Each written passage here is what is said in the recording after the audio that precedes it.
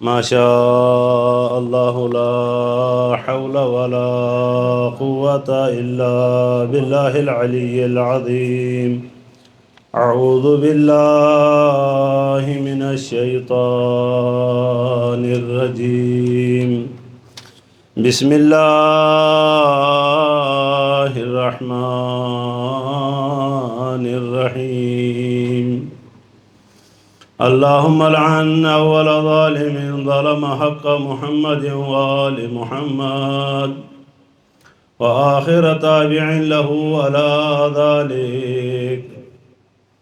اللهم لعن الإصابة التي جاهدت الحسين وشايعت وبايعت وتابعت على قتله. اللهم العنهم جميعا. السلام عليك يا أبا عبد الله وعلى الأرواح التي حلت بفنائك. عليك مني سلام الله أبدا ما بقيت وبقي الليل والنهار، ولا جعله الله آخر العهد مني لزيارتكم. السلام على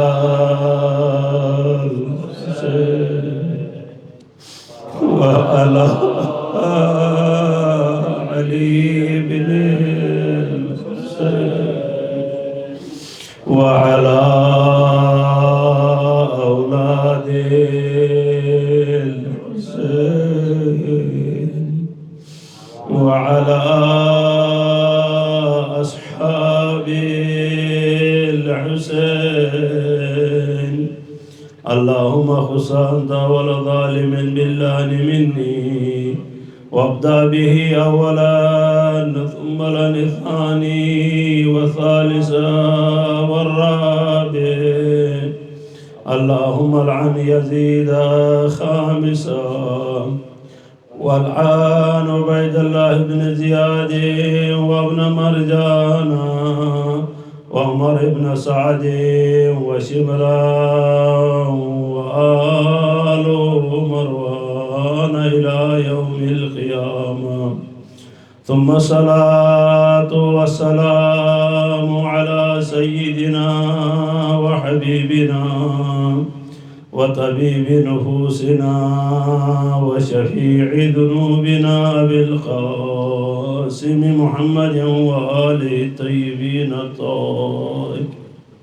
اللهم صل على محمد وآل محمد وعجل. ولعنة الله على أعدائهم من يوم عداوتهم إلى يوم الدين. أما بعد، فقد قال جابر بن محمد عليه السلام: يا ابن شبيب إن كنت باكيا لشيء فأبكي للحسين بن علي عليه السلام، فإنه ذبح كما يذبح الكبش، وقتل معه من أهل بيته 18 رجلا ما لهم في الأرض شبيه. لقد بقت السماوات السبع والأرضون بقتله. لقد نزل إلى الأرض من الملائكة 4000 إلى آخر الحديث.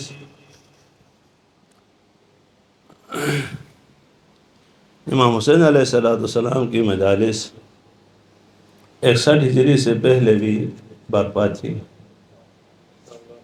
بلکہ امام حسین علیہ السلام کی ولادت کے ساتھ یہ مجالس شروع ہوئی ہیں۔ رسول اکرم صلی اللہ علیہ وآلہ نے حسین ابن علی کو اپنی گود میں لیا اور زار و قطع رونے لگے۔ جناب زہرا صلوات اللہ علیہا نے پوچھا بابا خیر ہے، میرے بیٹے پہ کوئی نقص ہے، آپ رو رہے ہیں؟ رسول اکرم صلی اللہ علیہ وآلہ نے فرمایا بیٹا نہیں، ابھی جبریل نازل ہوا ہے، اس نے مجھے کہا ہے یا رسول اللہ، آپ کا یہ نواسا آپ کی امت 3 دن بھوکھا اور 3 دن پیاسا رہ کر اس کو قتل کر دے گی۔ جناب زہرا صلوات اللہ علیہا نے پوچھا بابا پھر آپ اس وقت کہاں ہوں گے؟ علی کہاں ہوں گے؟ میں کہاں ہوں گی؟ اس کا بھائی حسن کہاں ہوگا؟ رسول خدا صلی اللہ علیہ وآلہ نے فرمایا بیٹی زہرا، وہ وقت ایسا وقت ہوگا وَهُوَ خَالٍ مِّنِّي وَمِنْكِ وَمِنْ عَلِي وَمِنَ الْحَسَنِ، بیٹا وہ دن ایسا ہوگا جس دن میں بھی نہیں ہوں گا، امیر المومنین بھی نہیں ہوں گے، زہرا بھی نہیں ہوں گی، اور اس کا بھائی حسن مجتبیٰ بھی نہیں ہوں گے۔ ماں ہوتی ہے۔ یہ سن کے جناب زہرا صلوات اللہ علیہا نے پوچھا بابا یہ بتاؤ کہ میرے بیٹے پھر روئے گا کون؟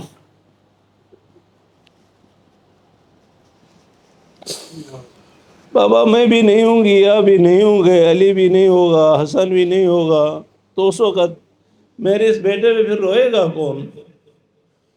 رسول خدا صلی اللہ علیہ وآلہ نے فرمایا روایت صحیح ہے، رسول خدا صلی اللہ علیہ وآلہ نے فرمایا بیٹی زہرا پریشان نہ ہوں، خداوند کریم بعض مومنین کو خلق فرمائے گا، پیدا کرے گا، بیٹا میری امت کے کچھ جوان تمہارے جوانوں پہ روئیں گے، کچھ بزرگ تمہارے بزرگوں پہ روئیں گے، ان کی عورتیں تمہاری بیٹیوں پہ روئیں گی، ان کی بچیاں تمہاری بچیوں پہ روئیں گی۔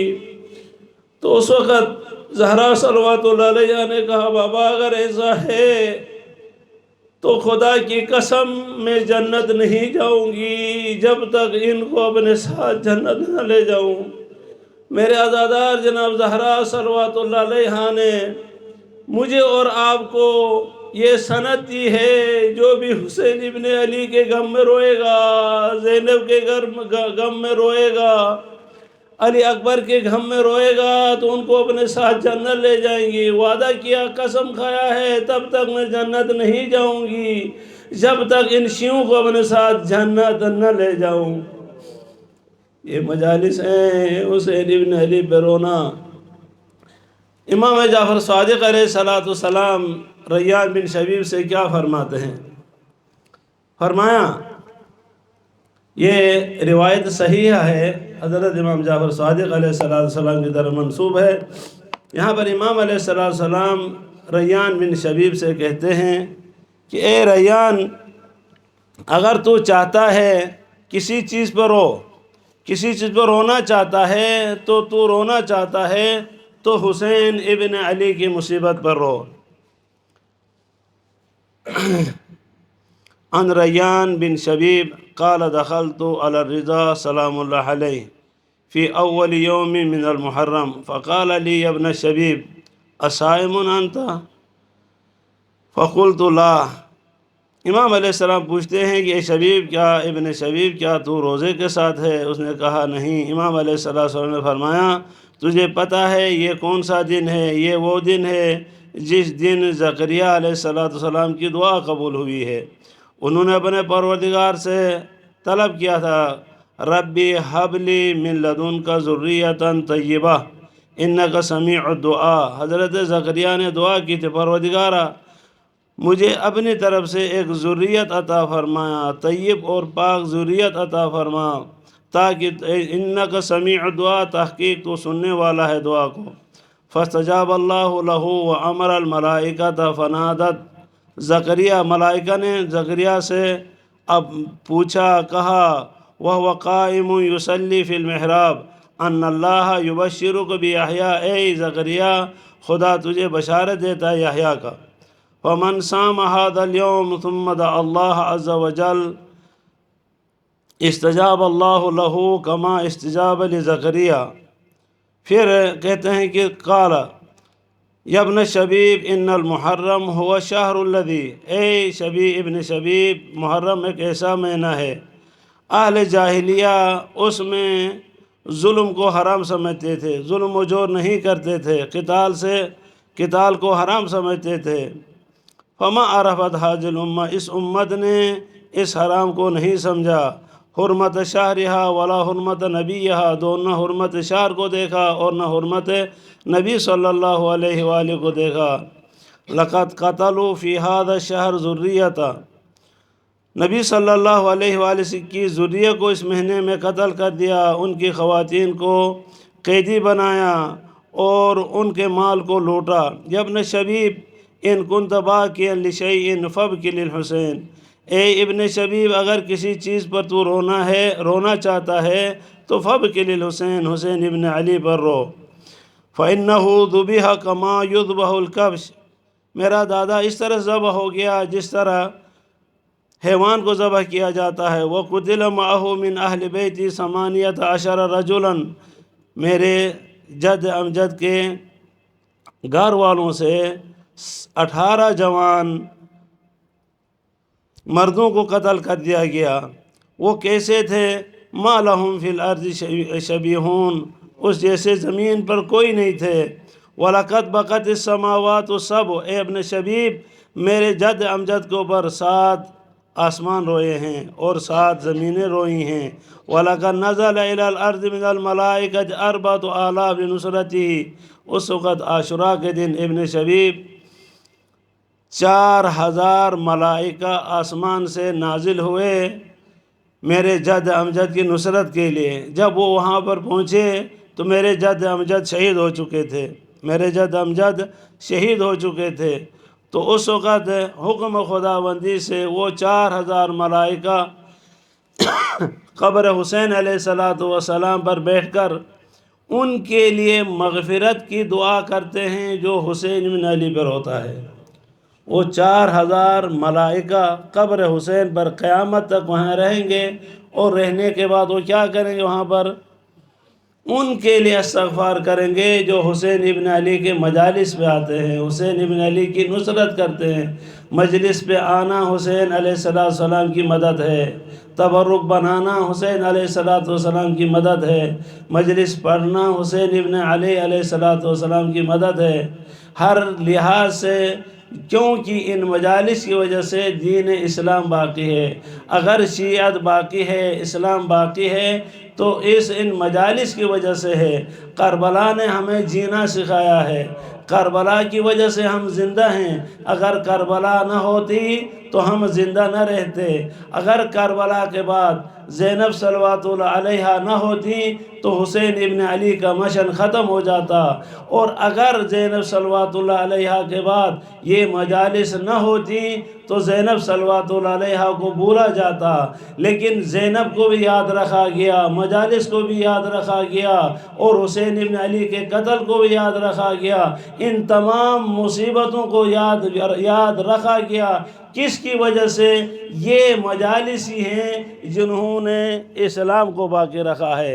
اگر یہ مجالس نہ ہوتی تو آج لا الہ الا اللہ پڑھنے والا نہ ہوتا، محمد رسول اللہ پڑھنے والا نہ ہوتا۔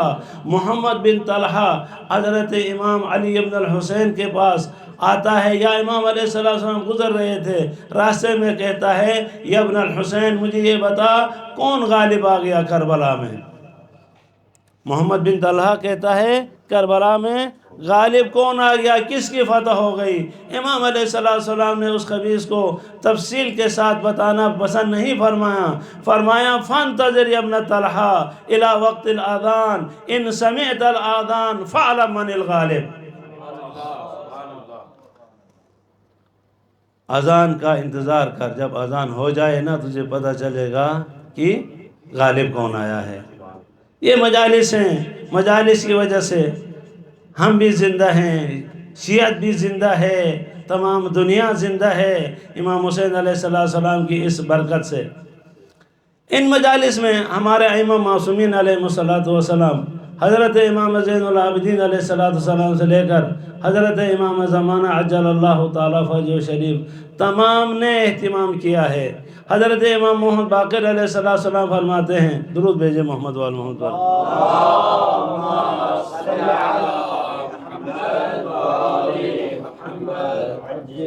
امام علیہ السلام نے فرمایا کہ عاشوراء کو زندہ رکھو، عاشوراء کو زندہ رکھو۔ اگر عاشوراء کو زندہ نہیں رکھو گے تو ایسے ہو جاؤ گے جس طرح تم نے غدیر کو یاد نہیں کیا، غدیر کو چھوڑا تھا، اسی طرح اگر عاشوراء کو بھی بھول جاؤ گے تو تم اپنے آپ سے ختم ہو جاؤ گے، شیعت ختم ہو جائے گی۔ تمام ائمہ معصومین علیہ السلام نے تشجیع دی ہے مجالس کے لیے۔ دیبل بن علی الخزائی امام علی رضا علیہ السلام کی خدمت میں جاتا ہے، جا کر کہتا ہے کہ یا ابن رسول اللہ، آپ کی خدمت میں آیا ہوں، اس لیے آیا ہوں کہ کچھ میں نے شعر پڑھے ہیں، ان شعر کو آپ کے پاس سنانے کے لیے آیا ہوں۔ یہ ایسے اشعار ہیں جو میں نے اس سے پہلے کہیں نہیں پڑھے۔ جب امام علیہ السلام نے دیبل کو آتا ہوا دیکھا تو امام علیہ السلام نے فرمایا، اہلاً یا ناصرنا بلسانہ و بقلبہ و بیدہ۔ کتنا خوش قسمت ہے دیبل جس کو امام علی رضا علیہ السلام فرماتے ہیں، اے ہمارے مددگار تجھے سلام ہو۔ کون سلام کر رہا ہے؟ علی کا بیٹا علی سلام کر رہا ہے۔ سلام کہہ کے کہتا ہے کہ اے ہماری نصرت کرنے والے، ہماری مدد کرنے والے، اپنے ہاتھ سے، اپنے لسان سے اور اپنے دل سے۔ جب یہ کہا تو اس کو خوشی ہو گئی۔ پھر امام علیہ السلام نے کہا، انشدنی، اے دیبل جو تو نے شعر یاد کیے ہیں، پڑھے ہیں، وہ شعر پڑھ دے، تو شعر پڑھنا شروع کر دے۔ تو پہلا مطلع شعر کا یہ کہ مدارس آیات خلت من تلاوت ومنزل وحی مغفر العرصات ارافئهم فی غیرہم متقسمہ وایدیہم من فیئہم سفرات۔ ارافئهم، دیبل کہتا ہے میں دیکھ رہا ہوں کہ ان کا مال، ائمہ معصومین علیہ السلام کا مال، درود بھیجے محمد و محمد پر، اللہم صلی علی محمد و آل محمد۔ ارافئهم فی غیرہم متقسمہ، ان کا مال ان کے غیر میں تقسیم ہو چکا ہے، ان کا مال ان کے غیر میں تقسیم ہو چکا ہے۔ وَأَيْدِيَهُمْ مِنْ فَيْهِمْ سَفِرَاتِ، اور ان کے ہاتھ ان کے مال سے خالی ہیں۔ جب دیبل نے یہ پڑھا، امام حسن نے ہاں دیبل صحیح کہہ رہا ہے۔ امام نے اس طرح ہاتھ پھیلائے، کچھ بھی نہیں ہے۔ امام نے اس طرح کہا کچھ بھی نہیں۔ مختصر، امام بقا ابو الحسن رضا سلام اللہ علیہ، امام علیہ السلام روئے تو کہا، صدقت یا خزائی، فلما بلغ الى قوله اذا وطروا مدوا الى واتریہم اکفا عن الاوتار منقبضات۔ اذا وطروا، جب ان کو اکیلا کیا گیا، مدوا الى واتریہم، ان کے ساتھیوں کی طرف انہوں نے ہاتھ اٹھائے، اکفا عن الاوتار، ان چیزوں کے ساتھ انہوں نے کیا روکنے کا، وہ کون سی چیز؟ منقبضات، جنہیں انہوں نے قبض کیا تھا۔ الی آخرہ، جب دیبل ادھر پہنچا، وَقَبْرٌ بِبَغْدَادٍ لِنَفْسٍ زَكِيَّةٍ تَضَمَّنَهَا الرَّحْمَنُ فِي الْغُرَفَاتِ، تو کہتا ہے قبر، ایک قبر ایسی ہے، بغداد، بغداد میں، یہ اشارہ ہے امام موسیٰ کاظم علیہ السلام کی طرف، امام علی رضا علیہ السلام والد محترم۔ تضمنها الرحمن فی الغرفات، یعنی خداوند کریم نے، رحمان نے ان کو یعنی سمیٹا ہوا، اپنی طرح رکھا ہوا ہے۔ قال له الرضا سلام اللہ علیہ، افلا الحق لك بهذا الموضع بیتین بهما تمام قصیدتک؟ قال بلا۔ یا ابن رسول اللہ۔ اب جانتے ہیں امام علیہ السلام فرمائے کہ کیا 2 شعر مزید میں اضافہ نہ کروں تمہارے ان شعروں کے ساتھ تاکہ تیرے قصیدے کیسے تمام ہو جائے۔ دیوبل کہتے ہیں اتبرک بہم یا ابن رسول اللہ، فرزند زہرا آپ کے شعروں سے میں برکت حاصل کروں گا، مجھے خوشی ہوگی اگر آپ میرے قصیدے میں کچھ شامل کریں گے۔ امام علیہ السلام فرمایا وَقَبْرٌ بِتُوسٍ یا لہا من مصیبت، ایک قبر ہے ہوگی توس میں، یا لہا من مصیبت، یہ کتنی بڑی مصیبت ہے، توقد فی الاحشاب الحارقات، اور یہ ایسی قبر ہوگی جس میں یعنی کیا مصیبت کی آگ لگی ہوئی ہوگی، مصیبت کی آگ لگی ہوگی، کب تک؟ الی الحشر، حشر تک، حتی یبعث اللہ قائمہ، یہاں تک خداوند کریم امام زمانہ کو نازل فرمائیں، امام زمانہ کا ظہور فرمائیں، یفرج عنا الہم والکربات، وہ جب امام زمانہ آئیں گے تو وہ ہم سے ہم اور غم کو دور کریں گے۔ تو دیبل کہتا ہے کہ یا ابن زہرا، یہ ہذا قبر من، یہ جو توس میں ہوگی فرزند زہرا کس کی قبر ہوگی؟ یہ جو توس میں ہے وہ کس کی قبر ہوگی؟ امام رضا علیہ السلام فرماتا ہے کہ میری قبر ہے۔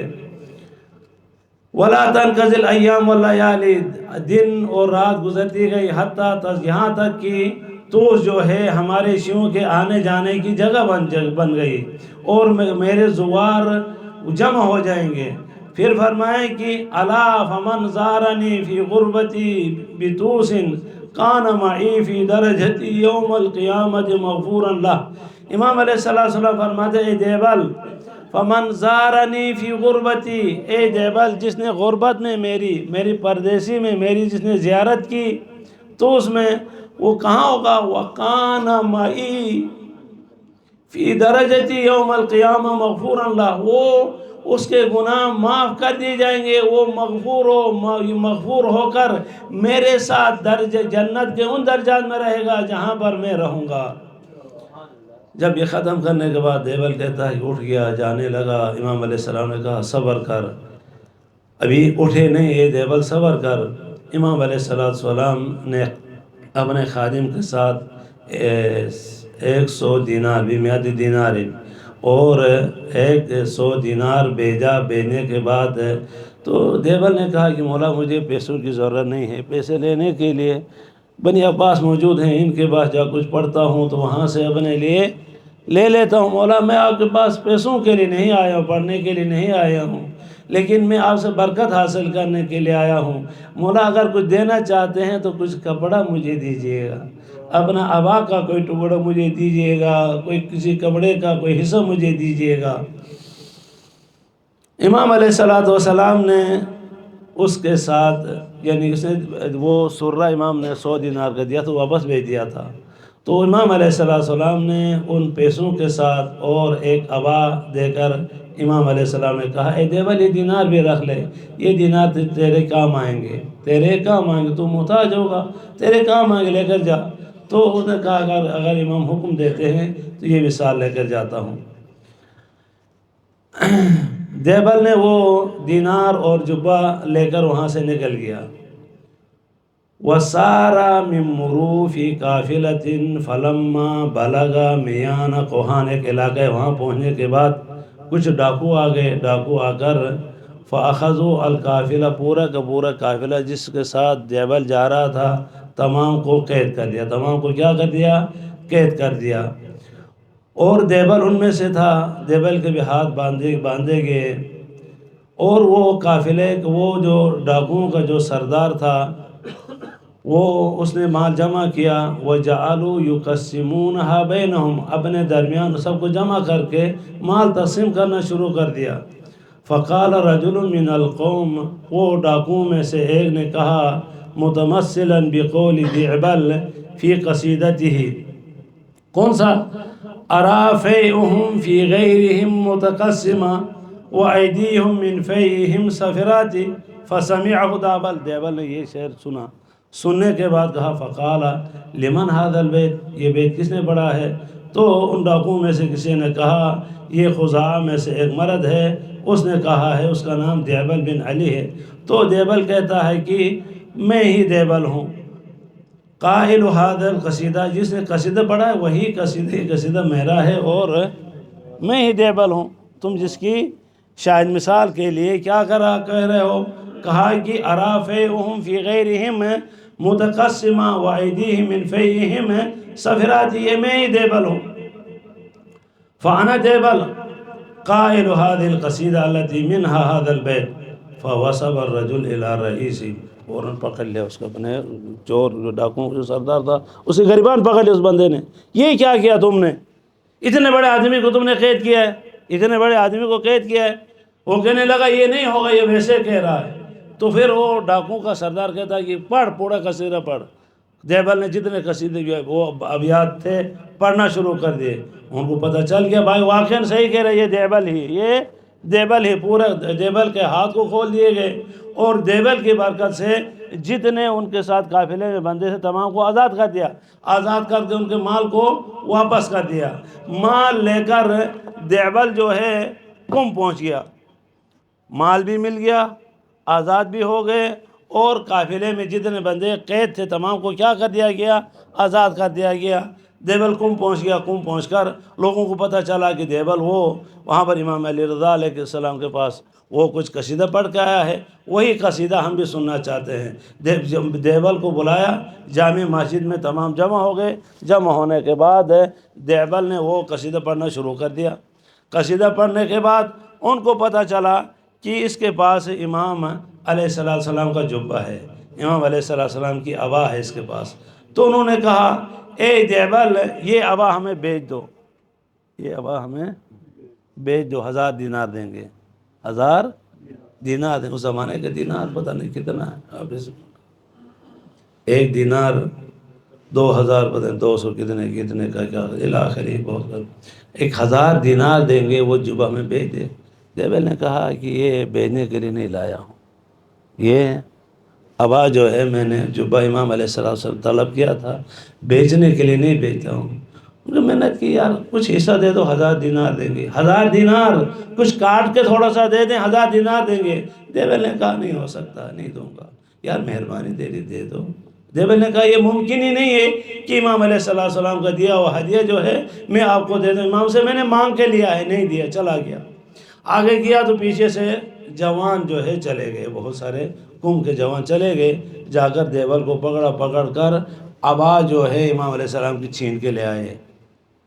عبا امام علیہ السلام کی جو عبا دیبل کے پاس ہی چھین کے آئے، پیچھے روتا ہوا دیبل آ گیا، قم آ کے بزرگوں سے کہنے لگا مہربانی کرو، ان کو کہو کہ یہ عبا جو ہے میں نے امام سے مانگ کے لی تھی، وہ میری عبا مجھے واپس کر دے، میری عبا مجھے واپس کر دے۔ تو بزرگوں نے بھی کہا میری نہ کرو، بیچارہ اتنے مشکل سے آیا ہے، اس کو دے دو۔ ان کا نہیں ہو سکتا، ہو ہی نہیں سکتا ہم اس کو دے دیں، اس نے کیوں نہیں دیا ہمیں۔ محنت کرتے کرتے یہاں تک پہنچے، اتفاق ہوا کہ تھوڑا حصہ کاٹ کر دیبل کو دے دے، تھوڑا سا حصہ، پہلے یہ مانگ رہے تھے تھوڑا سا حصہ میں دے دے، آخر دیبل اس پہ آ گیا، چلو اگر پوری نہیں دیتے تو کچھ حصہ مجھے دے دو یار، یہ میں نے برکت کے لیے لیا ہے، مجھے دے دے۔ دیبل کو تو سے کاٹ کر تھوڑا سا دیا گیا، 100 دینار، اس کے عوض میں 1000 دینار انہوں نے دے دیا۔ کتنا دیا؟ 1000 دینار، وہ جو حصہ وہ لے گئے تھے 1000 دینار، وہ بیچارہ مجبوراً 1000 دینار قبول کر کے چلا گیا۔ گھر پہنچا تو دیکھا کہ گھر پورا لوٹ گیا ہے، گھر پورا کیا ہو گیا ہے؟ لوٹا ہوا، کچھ بھی نہیں ہے۔ ڈاکو داخل ہو گئے، داخل ہو کر گھر میں جو کچھ مال و متاع تھا پورا لے گئے ہیں۔ اب اس کے پاس جو دینار تھے، امام علیہ السلام نے جو 100 دینار دیے تھے، وہ دیکھیں دینار رضوی، وہ دینار کا نام دینار رضوی، وہ نکل کہا کہ یہ دینار جو ہے، ایک دینار جو ہے وہ 100 دینار پہ بیچوں گا جو لیتا ہے۔ ایک دینار کتنے کے؟ 100 دینار پہ بیچوں گا، ایک دینار 100 دینار پہ۔ وہ لینے والے شیعہ تھے، امام علی رضا علیہ السلام کے ہاتھ لگے ہوئے تھے، تبرک کے طور پر وہ لے لیا۔ لیکن کیونکہ امام اب اس کو یاد آ رہا ہے دیبل کو کہ امام علیہ السلام نے فرمایا تھا اے دیبل ان کو لے کر جا تاکہ تیرا یہ کام آئیں گے، تیری حاجت جو ہے لیسدو حاجتک، تیری حاجت اس سے پوری ہو جائے گی، ان کو لے کر جا۔ وہ اس کو بھیج کر وہ اتنے اس کے بعد دینار جمع ہو گئے کہ آج کے زمانے میں ہو سکتا ہے سب سے بڑے تاجر کے پاس اتنے پیسے نہ ہوں جتنے دیوال خزائی کے پاس ہے، امام علیہ السلام کو دیا اتنا اس کے پاس آیا ہوا تھا۔ تو یہ اس کے بعد دیکھا کہ ان کی کنیزوں میں سے ایک کنیز وہ سب سے اس سے کیا کہتے پیاری تھی، اچھی لگتی تھی، خدمت زیادہ کرتی تھی۔ تو دیکھا کہ اس کی آنکھ میں کیا کہتے ہیں کیا کہتے کچھ اثر آ گیا ہے، آنکھ اس کی ختم ہونے والی ہے۔ تو اسی طرح دوسری آنکھ بھی ختم ہونے کے قریب تھی، تو ڈاکٹروں کو بلایا، ڈاکٹروں نے چیک کر کے دیکھا کہ کہا کہ دیول اس کی بائیں آنکھ تو مکمل ختم ہو چکی ہے، اب دائیں ہو سکتا ہے کہ کچھ بچ جائے۔ تو انہوں نے سوچا کہ جو میں امام علیہ السلام سے جو کپڑا لے کر آیا تھا، جبہ لے کر آیا تھا، اس کو دیکھتا ہوں، ہو سکتا ہے اس کی وجہ سے کہ یہ کنیز بچ جائے۔ اس نے رات کو اب وہ جو ٹکڑا بچا ہوا تھا، باقی تو خون والے لے گئے تھے، جو باقی بچا ہوا تھا اس کو اپنی کنیز کے آنکھوں پہ باندھ کر رات گزاری۔ جب صبح ہو گئی تو اس کو دیوال نے کھولا، تو کھولنے کے بعد اس کنیز نے کہا کہ اے دیوال، میں تو پہلے سے بھی ابھی زیادہ دیکھ رہی ہوں، میری آنکھیں درست ہو چکی ہیں۔ کس کی وجہ سے؟ امام علیہ السلام کے اس کپڑے کی وجہ سے، امام علیہ السلام کے اس کپڑے کی وجہ سے۔ اسی طرح ائمہ معصومین علیہ السلام کے پاس ہے بہت سارے شعراء۔ اگر اجازت دیں تو مختصر ایک بات آپ کو عرض کروں۔ ابی ہارون المکفوف حضرت امام جعفر صادق علیہ السلام کی خدمت میں جاتا ہے۔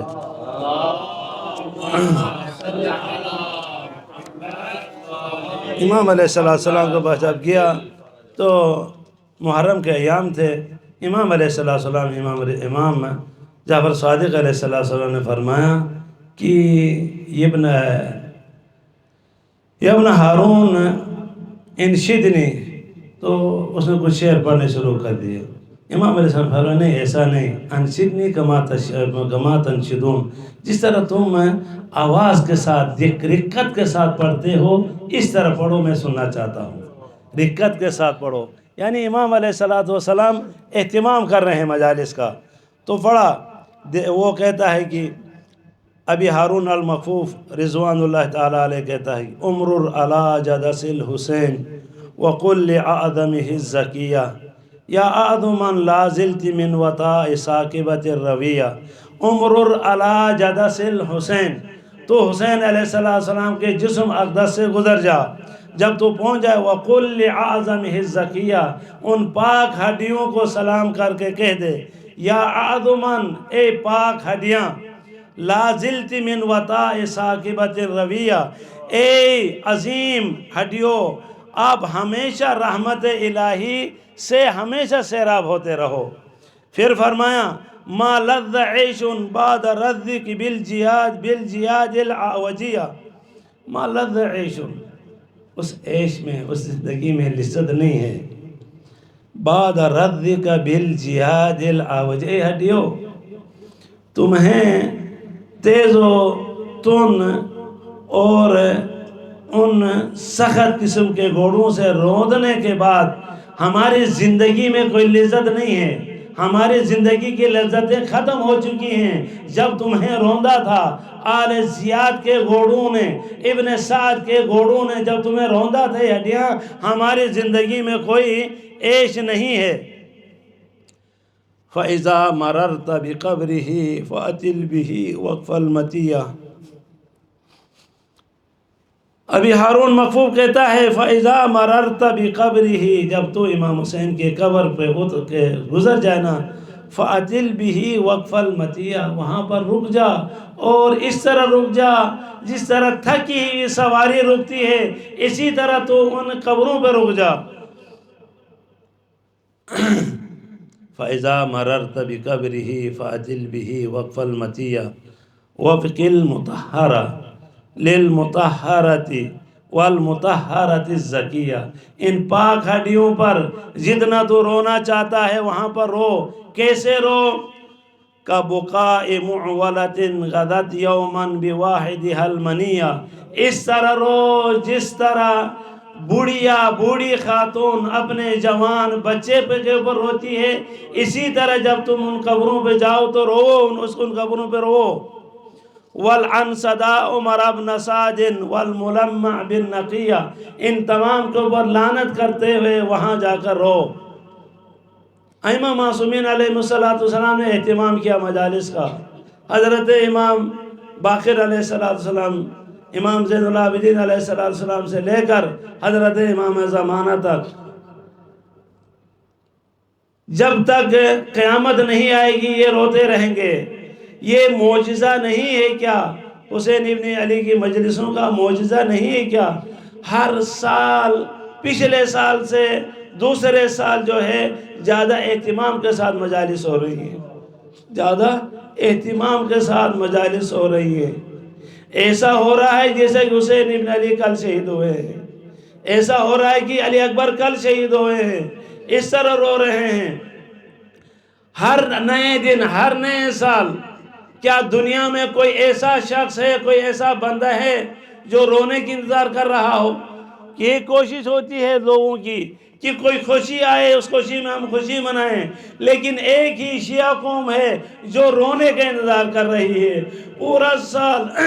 یہاں آپ دیکھ رہے ہیں عراق میں خصوصی طور پر یہ 40 کے بعد یہاں کے مومنین 40 کے لیے، محرم کی مجالس کے لیے ہر مہینہ کوئی خصوصی طور پر اپنا چندہ الگ جمع کرتے ہیں تاکہ 40 میں زوار کی خدمت کی جائے، محرم میں زواروں کی خدمت کی جائے۔ آیا دنیا میں کوئی ایسی قوم ہے جو رونے کا انتظار کرے؟ دنیا میں کوئی ایسی قوم ہے جو خرچ کرنے کا انتظار کرے؟ نہیں میرے بھائی، کوئی نہیں ہے سوائے شیعوں کے کہ وہ انتظار کر رہے ہیں کہ کب محرم آئے گا۔ جب محرم گزر جاتا ہے دعا ویلا کرتے ہیں، محرم ہم سے نکل گیا، آج 40 ہم سے گزر گیا، افسوس کرتے ہیں۔ صرف یہ شیعی قوم ہی ہے کہ جو اتنے اہتمام کے ساتھ یہ کام کرتی ہے۔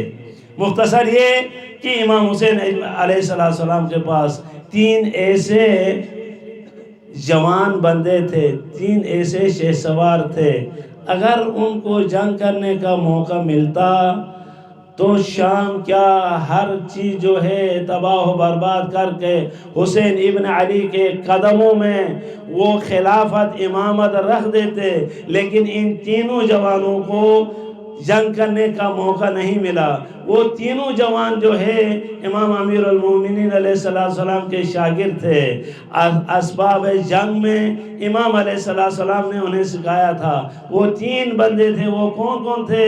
ایک کو امام حسین علیہ السلام مدینے چھوڑ کے آئے، دوسرے کو کہا کہ جا کر پانی لے کر آؤ، جنگ نہیں کرنا ہے۔ تیسرے کو جنگ کا موقع نہیں ملا کیونکہ اس نے جنگ بند گلیوں میں کی، بند گلیوں میں جنگ کی۔ اگر شہسوار کے لیے، طاقتور آدمی کے لیے ہوتا ہے کہ کھلا میدان ملے، اس کھلے میدان میں جنگ کرے۔ آج ابن عقیل، مسلم ابن عقیل سلام اللہ علیہ کوفے میں ہیں، کوفے میں ہیں، تو آ کے گھر میں، مختصر تفسیر میں نہیں جا رہا ہوں، بس مختصر بات کر رہا ہوں، تو آ کے گھر میں ہیں۔ ابن زیاد کو مخبری ہوتی ہے کہ ابن عقیل تو آ کے گھر میں ہے، صبح نماز سے فارغ ہونے کے بعد تعقیبات میں تھے، قرآن پڑھ رہے تھے، ادعیہ پڑھ رہے تھے، گھوڑوں کی ٹاپوں کی آواز اور گھوڑوں کی ہنہنانے کی آواز مسلم کے کانوں میں جاتی ہے۔ مسلم نے کہا کہ توآ آپ سیٹ میں ہو جاؤ، مجھے باہر نکلنے دے۔ توآ نے کہا نہیں مولا آپ یہیں رہیں، ابن زیاد کی فوج گھر داخل نہیں ہو سکے گی، اگر گھر داخل ہو تو بھی گھر داخل ہونے والوں کو آپ قتل کر دیں گے، مولا آپ باہر نہ نکلے۔ امام علیہ السلام مسلم نے کہا کہ توآ میں علی کا بھتیجا ہوں، رسول کا بھتیجا ہوں، حسین کا ابن عم ہوں، حسن کا ابن عم ہوں، اے توآ میں غیرتدار ہوں اور غیرتدار کا بیٹا ہوں۔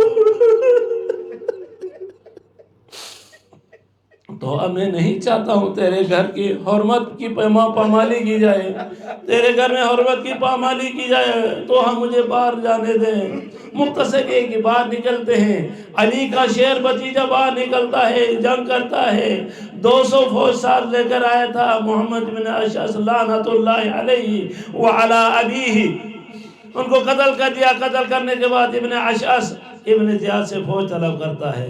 جب فوج طلب کیا تو کہا کہ ابن زیاد نے کہا کہ اے بدبخت، میں نے تجھے ایک مرد کے پکڑنے کے لیے بھیجا ہے، ایک مرد کو قتل کرنے کے لیے بھیجا ہے، کیا اگر میں تمہیں کسی قافلے کی طرف بھیجتا، کسی جیش کی طرف بھیجتا، تو کیا کرتا؟ ادھر سے محمد بن اشعث ملعون کہتا ہے کہ ابن زیاد ارسلتنی الی بقال من بقال الکوفہ، اے ابن زیاد تو نے مجھے کیا کوفے کے سبزی فروشوں میں سے کسی سبزی فروش کو پکڑنے کے لیے بھیجا ہے؟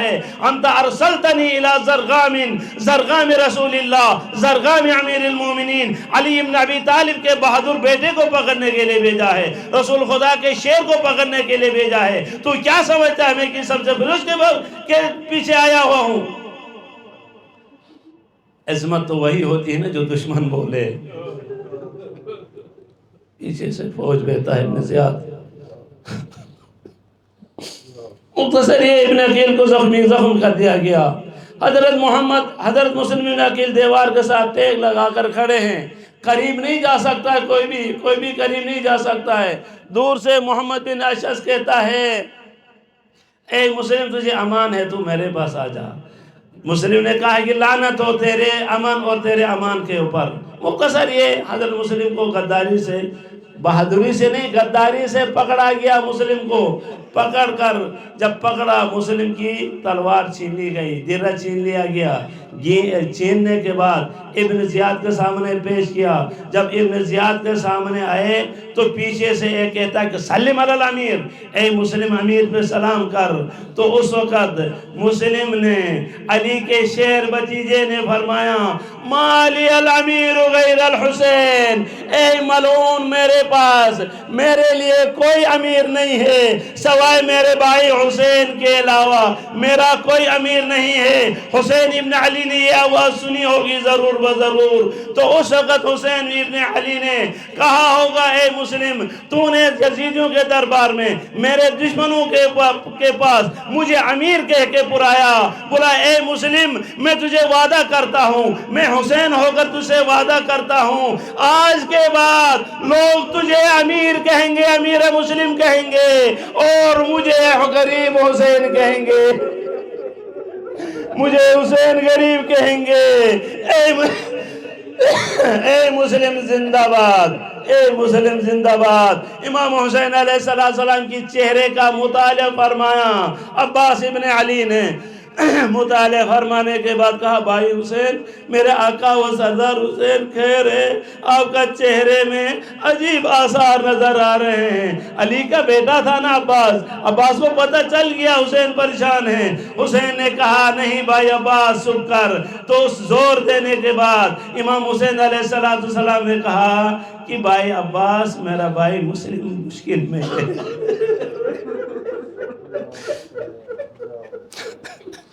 حضرت مسلم اور حضرت عباس ہم عمر تھے، دوست تھے اور بھائی تھے۔ حضرت مسلم اور حضرت عباس آپس میں بہت پیار و محبت کرتے تھے۔ تو امام حسین علیہ السلام نے عرض کیا یا مولا یا میرے آقا، کیا مجھے دکھا سکتے ہیں میرے بھائی کو؟ اعجاز امامت سے آپ دکھا سکتے ہیں، آیا مجھے میرے بھائی مسلم کو دکھا سکتے ہیں؟ امام حسین علیہ السلام نے کہا بس اگر دیکھنا چاہتے ہو نا میری ان دونوں انگلیوں کے درمیان دیکھو۔ جب سے پہلے کہا جب مسلم دیکھو گے صبر کرو گے، برداشت کرو گے، اس کے علاوہ کوئی مطالبہ نہیں کرو گے۔ وعدہ کیا، وعدہ کرنے کے بعد امام نے کہا میری دونوں انگلیوں کے درمیان دیکھ۔ حضرت عباس علیہ السلام نظارہ کرتے ہیں، دیکھتے ہیں۔